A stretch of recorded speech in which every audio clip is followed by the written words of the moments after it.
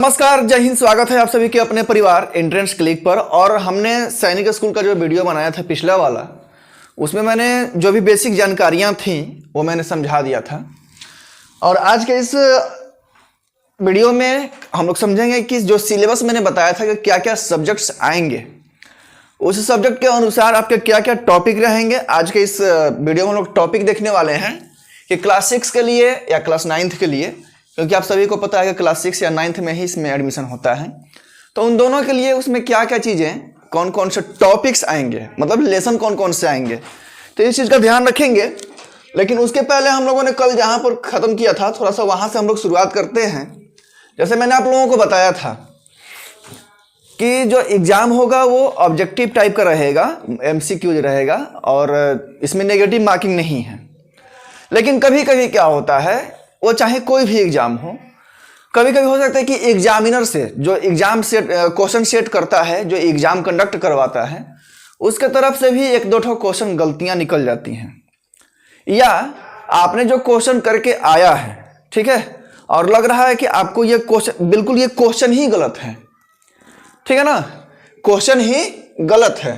तो इस कंडीशन में क्या करेंगे कि इस कंडीशन में अगर क्वेश्चन गलत रहता है, क्वेश्चन अगर गलत रहता है तो उसका मार्क्स जो होता है वो बच्चों को मिल जाता है, कटता नहीं है। अगर वो क्वेश्चन सेट करने वाला अगर क्वेश्चन गलत सेट किया है तो उसमें आपको मार्क्स मिलेंगे। बात समझ में आ रहा है ना। जैसे मैंने आप लोगों को बताया था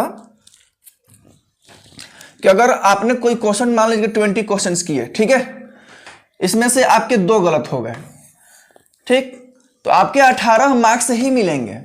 ऐसा नहीं है कि ये जो गलती हुआ है इसके लिए नंबर कटेगा, बिल्कुल नहीं, क्योंकि ऑलरेडी मैंने आप लोगों को पहले बताया था कि इसमें नेगेटिव मार्किंग नहीं है, इसमें जो है नेगेटिव मार्किंग नहीं है। चलिए ध्यान दीजिए, जब नेगेटिव मार्किंग नहीं है तो जो गलत है उसके लिए कभी भी मार्क्स नहीं कटेगा। बात समझ में आ गई यहाँ तक? यहाँ तक बिल्कुल आप लोगों को क्लियर हो गया होगा। अब ध्यान दीजिए, ठीक है।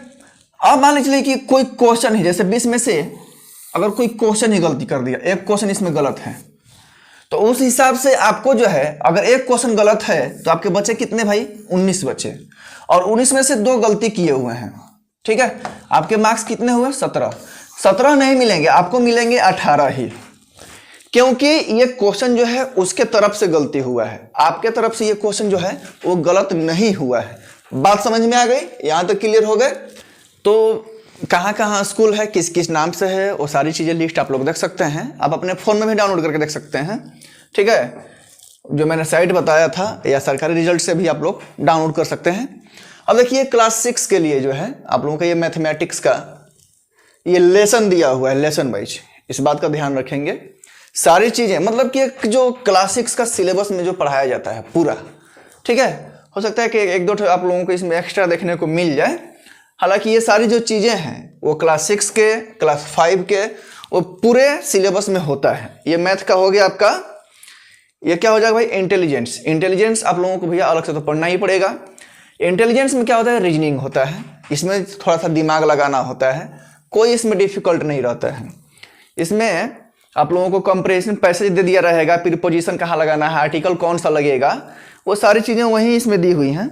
हालांकि अगर इस लेवल का अगर हम लोग बात करें तो ये क्लास 5 के ग्रामर में इस लेवल तक नहीं होता है, लेकिन अगर आप फॉर्म भरते हैं तो इस लेवल तक तो भैया पढ़ना ही पड़ेगा।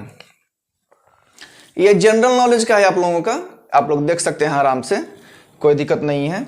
जनरल नॉलेज में वो सारी चीज़ें आ जाएंगी, हिस्ट्री, पॉलिटी, ठीक है ना, ज्योग्राफी, तो वही चीज़ें इसमें दी हुई हैं, जिसको आप लोग SST कह सकते हैं। बात समझ में आ रहा है ना। ज्योग्राफी भी इसमें आएगा आप लोगों का, फूड, कल्चर, ये सारी चीज़ें, मतलब कि ये SST आप लोग पूरी तरह से कह सकते हैं, ठीक है ना। आगे इसमें साइंस भी दे दिया है, देखिए taste and digestion, cooking and preservative technique, कैसे कैसे खाना को बनाएंगे और बचाएंगे, वाटर पोल्यूशन, ठीक है ना, माइक्रोबियल डिजीज, जीवाणुओं से होने वाले रोग, ठीक है। तो वही सारी चीज़ें इसमें दी हुई हैं। यानी कि अगर हम लोग इसमें अगर जनरल नॉलेज की बात करें तो इसमें साइंस और SST, ठीक है ना, जिसको EVS भी कहते हैं, EVS इन्वायरमेंटल साइंस, और SST, वो सारी चीज़ें आप लोगों को इसमें पढ़नी पड़ेंगी। देख लीजिए आप लोग ध्यान से एक बार कौन कौन सी चीज़ें पढ़नी है, कौन कौन से लेसन्स पढ़ने हैं। बाकी अगर क्लास 9th की बात करें तो ये क्लास 9th के मैथ का पूरा है। ये एक तरफ से अगर हम लोग कहें तो ये क्लास 8th के जो आप लोग बुक होता है ना आप लोगों का, उससे थोड़ा सा ये एडवांस देखने को मिलेगा। और क्लास 9th में जो भी अगर फॉर्म फिलअप करेंगे तो ध्यान रखना है, मैंने क्या बताया था कि सारे क्वेश्चंस इंग्लिश में आएंगे। अब यहाँ पर जो है इसमें से 50 मार्क्स के आएंगे, टोटल क्वेश्चन 25 रहेंगे इसमें। अब देखिए ये जो है इंग्लिश का है, इंग्लिश में पूरा का पूरा ग्रामर ही पूछ दिया है, ठीक है ना, लेकिन ज़्यादा लेवल तक नहीं पूछेगा, इस बात का भी ध्यान रखना है। ये जो है आप लोगों का जनरल साइंस का है, पूरा 25 लेसन पढ़ना है। साइंस केवल साइंस, जिसमें PCB आएगा, फिजिक्स केमिस्ट्री एंड बायोलॉजी, तीनों चीज़ें इसमें पूछी हैं। इसके बाद में जो है SST का है, ठीक है ना, तो वही सारी चीज़ें SST में आ जाएगा, पॉलिटी, हिस्ट्री, इकोनॉमिक्स, रेगुलेशन दे दिया है, फ्रीडम फाइटर्स दे दिया है, ये क्या दिया है, इलेक्शंस, चुनाव, यानी कि SST में वो सारी चीज़ें ही आ जाएंगी, ठीक है। पंचायती सिस्टम देखिए ये सब क्या है, पॉलिटी है, ह्यूमन रिसोर्सेस, इंडस्ट्रीज, ठीक है ना, क्या है जी, marginalisation, law and social justice यानी कि पॉलिटी, भक्ति एंड सूफी मूवमेंट, हिस्ट्री, तो सारी चीज़ें इसमें आएंगी, ठीक। अब जो है आप लोगों का कहाँ कहाँ सेंटर पड़ेगा, तो एक बार आप लोग लिस्ट देख लीजिएगा। अगर आप बिहार से तो बिहार में कहाँ कहाँ पढ़ सकता है, बिहार में जो इतना दिया है इसी में से कोई एक पड़ेगा, अब जहाँ भी आपका पड़ जाए, ठीक है ना। चंडीगढ़ से हैं तो चंडीगढ़ में कहाँ कहाँ पढ़ सकता है, हालांकि नज़दीक में ही देता है, इसमें घबराने वाली बात नहीं है। झारखंड से मतलब पूरा एकदम लिस्ट दे दिया है, ठीक है। तो सारी चीज़ें आप लोगों को देख लिए, पूरे 150 से ज़्यादा ही बनाया है। टोटल सीट्स देखिए, मैंने बताया था आप लोगों को कि सीट्स टोटल कितने होंगे और किस प्रकार से इसमें रिजर्वेशन लागू होंगी। सीट्स जो है आपके टोटल कितने हैं, 100, ठीक है ना। फॉर टोटल वैकेंसीज ऑफ 100 मतलब क्या है, प्रत्येक स्कूल में है, ऐसा नहीं है कि पूरे ऑल इंडिया का ही 100 है। बात समझ में आ गया ना। टोटल सीट 100 गो है, तो होम स्टेट में 67 गो लेगा और अदर स्टेट से 33 गो। इसका मतलब आप लोग नहीं समझे होंगे, थोड़ा सा यहाँ पर आप लोग समझ लीजिए, ठीक है। समझ लेंगे तो आप लोगों के लिए आसानी होगी। यहाँ पर 67 एक तरफ दिया है और 33 दिया है। जैसे मैंने बताया था किसी किसी स्टेट में 2 विद्यालय होते हैं और किसी किसी स्टेट में एक भी विद्यालय नहीं होता है, सैनिक विद्यालय। लेकिन उस सैनिक स्कूल का जो है एफिलिएशन जो होता है दूसरे स्टेट में होता है, यानी कि वहाँ के बच्चे जो है अपने पड़ोस वाले स्टेट में फॉर्म फिलअप करते हैं।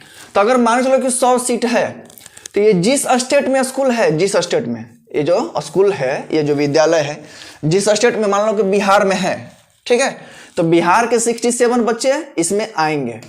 कितने, 67, और 33 जो है इसके पड़ोस में। मान चलो कि झारखंड में स्कूल नहीं है, मान के चलना है, ठीक है, तो उस स्टेट से ये 33 विद्यालय बच्चे जो है इस विद्यालय में लिए जाएंगे।